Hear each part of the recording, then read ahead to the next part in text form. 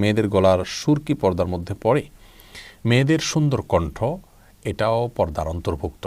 কোরআনে কারীমে আল্লাহ রাব্বুল আলামিন বলেছেন ফালা তাখদা'না বিল কওল, ফালা তাখদা'না বিল কওল। এই আয়াতে আল্লাহ তাআলা মেয়েদেরকে বলেছেন তোমরা পুরুষদের সাথে কথা বলার সময় কণ্ঠকে কোমল করতে যাবে না।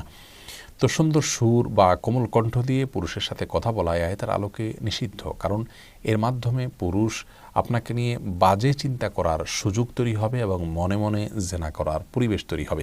এজন্য এটি নিষিদ্ধ। একজন ব্যক্তিত্ব সম্পন্ন নারী তাকে নিয়ে কেউ বাজে চিন্তা করুক, সেই সুযোগ তার দেয়া এটা যৌক্তিক নয় এবং উচিত নয়। সেজন্য মেয়েদের কণ্ঠের সৌন্দর্য বা সুললিত কণ্ঠ কিংবা কোমলতা এটি পুরুষদের বা পরপুরুষদের বা গায়ে মাহরামদের সামনে প্রকাশ করা উচিত নয়।